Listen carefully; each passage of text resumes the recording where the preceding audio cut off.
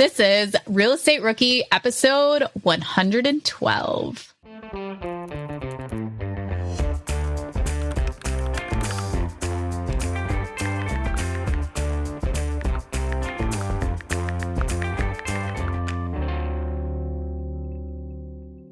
My name is Ashley Kerr, and I'm here with my co-host Tony Robinson, and we are back with another Rookie Reply. Today, we are not picking a topic. We are not pulling one off Facebook. We actually have someone that slid into Tony's DMs. And Tony, what does that DM say? Yeah, so this message came from Scott Morris, and his Instagram handle is HotDads1, so HotDads number 1. And he said, "Hey Tony, I'm a huge fan of what you and Sarah, my wife, what you and Sarah are doing in the short-term rental space. I'm having trouble wrapping my head around the prices in the Smoky Mountains, and how can those properties even be profitable at the current market value? Am I looking at things the wrong way? And does the price not make that big of a difference in strong markets like Tennessee? I'm just trying to figure out if this is just a mindset shift that needs to happen, or if I should be looking in different markets." So Scott, great question. And I think it's really part of a bigger question around, should you continue to buy in a market where things are appreciating quickly, right? Where prices are rising relatively quickly. Things are heating up in the Smoky Mountains. We bought our first cabin there a year ago for $590. That same cabin today will probably sell between $8,000, maybe even $900,000. So crazy appreciation in the last year.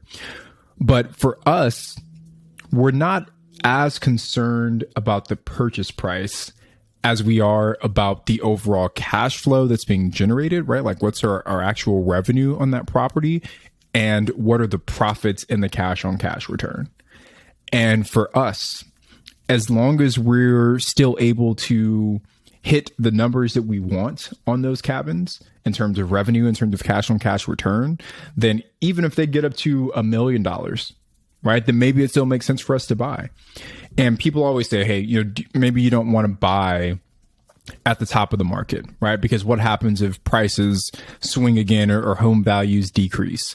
And my thought process on that is, even if my home value goes down a little bit, right? Say today it's worth $800,000. I buy it and it's worth $800,000. If 12 months in, the value drops down to $700,000. As long as that price decrease isn't tied to some bigger financial distress in the economy where people are no longer traveling, if people are still traveling and I'm still making my money on a monthly basis, then the actual value of the home in the short term isn't super important to me, right? Because I can confidently say that if I hold this property for 30 years, I'm probably going to make money on it from an equity standpoint, right? But for me, as long as there are people that are traveling to this market, as long as people are still booking this on Airbnb, as long as we're still generating revenue, then for me, even if we're buying at the top of the market, it doesn't matter a whole lot. So I don't know. That's my thoughts, Ash. What are your thoughts on buying and appreciating kind of expensive markets? Tony, are you seeing a correlation in the Smoky Mountains when you're purchasing, as the prices increase, you're seeing that your daily rate is increasing too? We are, but it's kind of a weird situation we're in because we first started this cabin in 2020, right? In like COVID time. So there was just less people traveling in general. Summer of 2021 has been reported as like one of the busiest vacation summers ever. So I think that's playing a lot into it.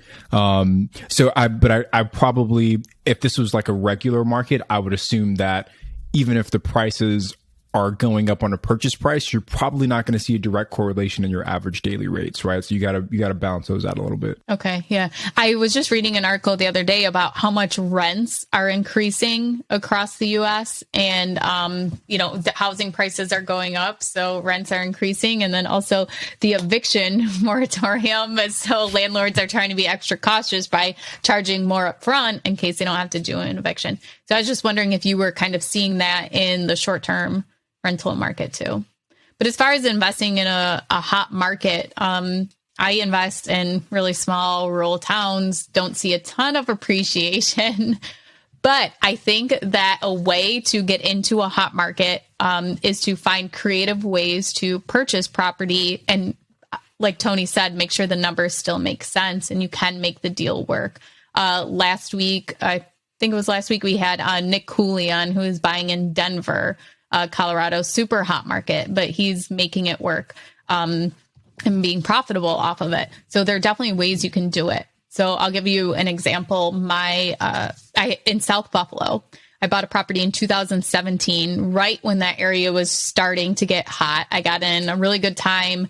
I bought it with 20% down, conventional 30-year loan. Well, fast forward 2 years later, still looking at properties in those areas, and the prices have increased so much and gotten outrageous that for me to come and bring a cash offer or a 20% down offer as an investor, it just did not make sense. So what I did was I partnered with my sister, who did not have a house and was eligible for an FHA loan. So she only had to put down 5% on the property. And we were able to buy a property with only 5% down instead of me going and doing 20% down. And how we did that was she went and got the mortgage. I'm not on the mortgage at all. I'm just on the deed. And I wrote a gift letter to her that I'm gifting her the down payment fund. So the benefit to me was I'm owning 50% of this property for only 5% of, what it was worth at the time of purchasing. And then my sister, she gets to house hack it. She pays, I think, $45 a month towards her mortgage payment. And then the tenants are paying the rest of the mortgage, the insurance, and property taxes. Not seeing any cash flow right now, but it's a long-term play for me. This property is building tons of equity. When my sister moves out, I'll get some of the cash flow. If we decide to sell it, I'll get, 50% of the equity in it. So you have to get creative, I think, is really the way to, if you want to get into these hot markets, get into creative ways that you can purchase these properties to make the numbers work instead of dumping a ton of cash into them or, just relying on equity only too. You don't want to do that either. I love the idea of getting creative, right? Like that's the best way to find success as a real estate investor. I think the only other thing I'd add, Ashley, is that, like, say that you're looking at an expensive market and you look at this property, you run your numbers and you're like, okay, I'm happy with this. But then you see, man, this same property sold for, $300,000 less 2 years ago.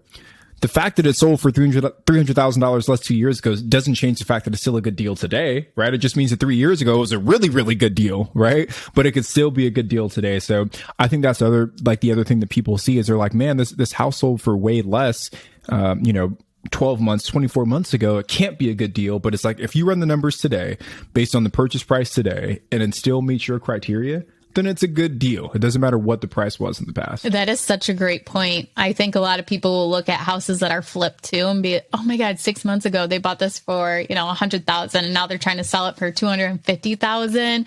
Wow. We should have gotten it back then. Okay. Well, try and do a rehab.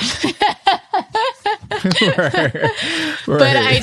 But you're right. Just because, it sold cheaper before doesn't mean that it's a bad deal now.